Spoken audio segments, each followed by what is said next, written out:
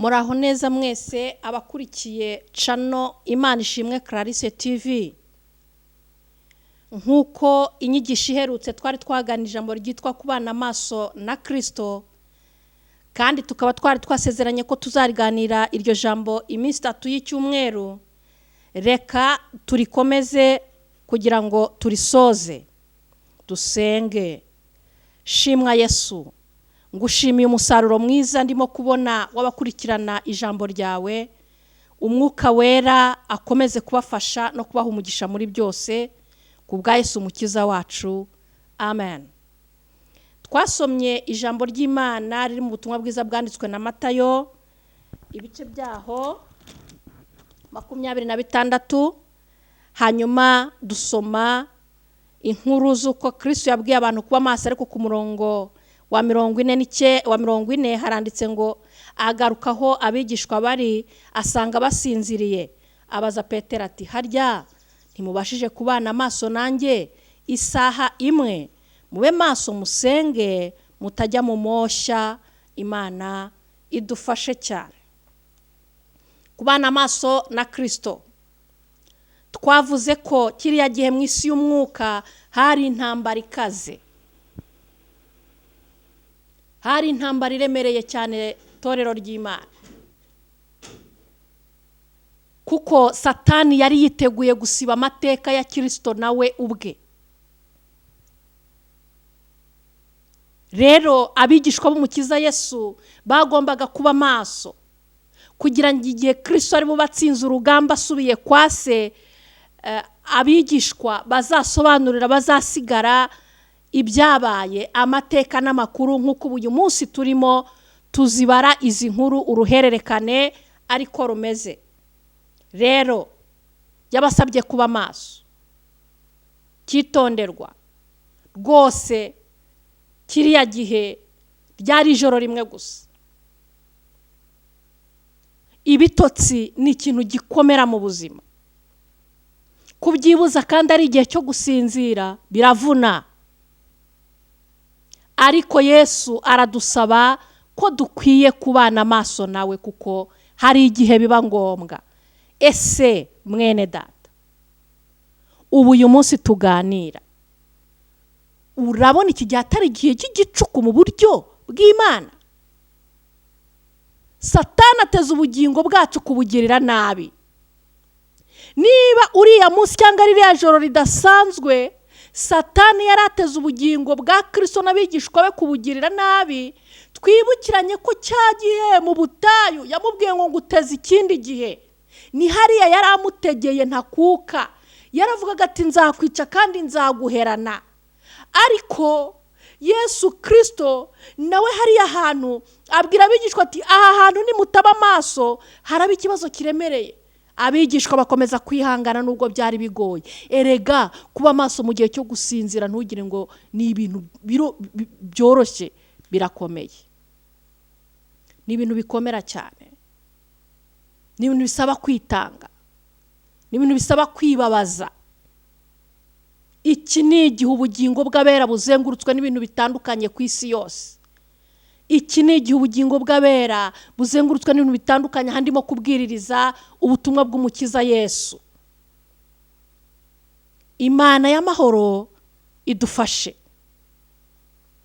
Yemwe rubyiruko, ese murimo kwitegereza mukabona ukuntu urubyiruko bagenzi banyu babaswe n'ibiyobyabwenge? Ese murimo kwitegereza mukabona ukuntu urubyiruko ruri mu byaha by'uburyo butandukanye by'urukozasoni?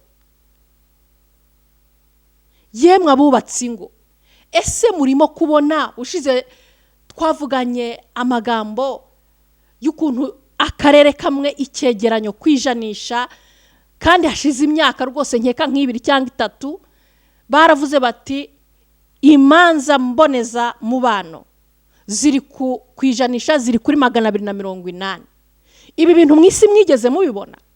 None se uzi ko imirimo ya Satani arimo akorera mwisi n'abayituye natwe abubaha Imana biba bitureba? Tube maso, tubane maso n'umukiza, tubane maso n'umukiza. iyi ni misi y'imperuka.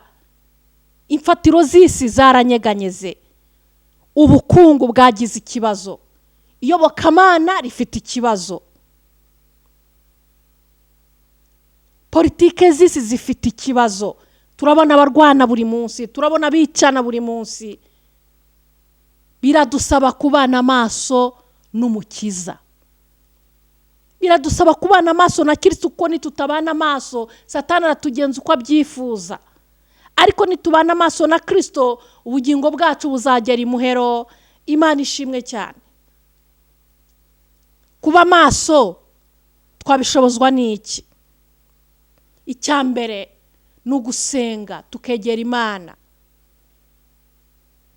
Icya kabiri, nk'uko Pawulo yandikiye itorero ry'Abikorinto ibice 16 n'umurongo wa 13, barebye ibibyari bihari n'ibibazo byari bazengurutse, arababwira ati ndabasaba kuba maso.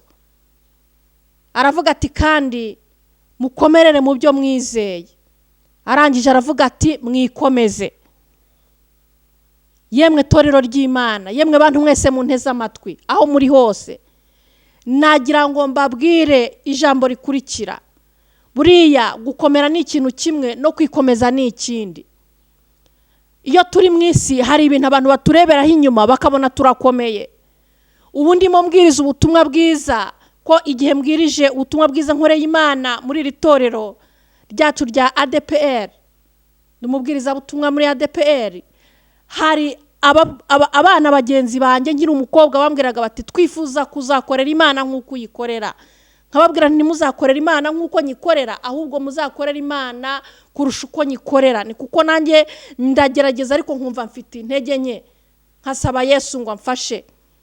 Barandebaga bakabona nkomeye. Ubu mbwiriza ubutumwa bwiza hari umuntu uzareba akabona ndakomeye. Ariko ubu ndamutse ntikomeje, nanjye uyu murimo sinazawusoza neza, kuko duhura n'ibiduhungabanya, duhura n'intambara mu murimo, duhura n'ibiturwanya mu miryango, duhura n'ibiturwanya muri sosiyete, duhura n'ibirwanya imibiri yacu, duhura n'ibirwanya ubugingo by'uburyo butandukanye. Ariko ibyanditswe byera bitubwiye ngo iki? Byanditswe byera biratubwiye ngo mube maso, mukomerere mu byo mwizeye, mube abagabo nyabagabo, kandi ntimureke gukorera Imana. Imana idufashe, Imana itugirire neza. Mbese mwene data, waba warikomeje? Mwene data, ntago wahungabanye ukava mu byizerwa by'umukiza Yesu? Uracyabikomereyemo? Ko hari ubukene, uracyarwana intambara yo kubaho, cyangwa uri mu maganya gusa? Yewe mwene data, mbese ku bukungu bwahungabanye, ufite imibereho ikeye itarimo ubujura, utarimo kwiba, ntabwo urimo kunyanganya imyanya ya bagenzi bawe? Bana amaso na Kristo, kuko ibitotsi birakomera. Nutigomwa kuba maso ngo ube maso mu gihe cyari igihe cyo gusinzira, rwose urahinduka nk'abandi bose. Urakora ibyo abapagani bakora, urasambana, uri bwice, uri bwibe kugira ngo ubeho. Ariko kuba umugabo nyamugabo, kuba umugabo ni kimwe, no kuba umugabo nyamugabo ni ikindi. Izina kuba umugabo ubwabyo ni izina ry'ubutwari, nk'uko Bibiliya ibitwereka. Riba ryitezweho gukora iby'ubunyangamugayo amanywa na nijoro. Ariko hari abatatirira izina bagakora iby'ubugwari. Bibiliya iradusaba kubahiriza kuba abagabo nyabagabo muri Kristo Yesu. Imana ishimwe cyane. Wowe unteze amatwi, nagira ngo dusoze nkubwira ngo nyamuna bana amaso na Kristo, utihakana izina ry'umukiza Yesu. Bana amaso na Yesu, udakora ibyangwa n'amaso y'Imana. Yewe wa mujenewe, sigaho sha utishingira rwose. Mwebwe bubatse ingo nk'abana b'Imana musigeho mudakora divorce, mutaka gatanya, mwibuka amasezerano mwasezeraniye imbere y'Imana n'abantu n'imiryango. Mwikomeze. Ibibahungabanya birahari, ibiduhungabanya birahari, ariko nimwikomeze. Kwikomeza no gushinga ibirenge hasi, ukumva ko wafashe equilibre ku buryo n'inkubi y'umuyaga yaza rwose ntigushobore. Nimwikomeze, nimurwane intambara nziza. Iki gihe ni igihe kitoroshye rwose, kitoroheye abana b'Imana. Nshuti bene data, dusoze mbabaza ngo mbese mwikomeje kumukiza? Mwabanye maso na Yesu? Reba ubuzima bwawe bwose uko bukuzengurutse, urebe niba nta byangwa n'amaso y'Imana wakoze, bitewe no kuba utarabanye maso n'umukiza, bitewe no kuba utarikomeje mu buzima bwawe n'ibyo wahuye nabyo. Maze dufatikanye gusenga Imana. Ndagushimiye Uwiteka, izina ryawe rihabwa icyubahiro.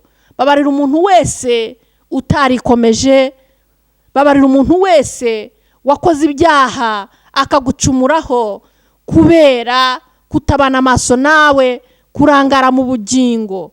Babarira umuntu wese utarikomeje rwose ngo yihanganire iby'inzira y'umusaraba. Urakoze, mbyambaje mu izina rya Kristo umwami wacu. Amen.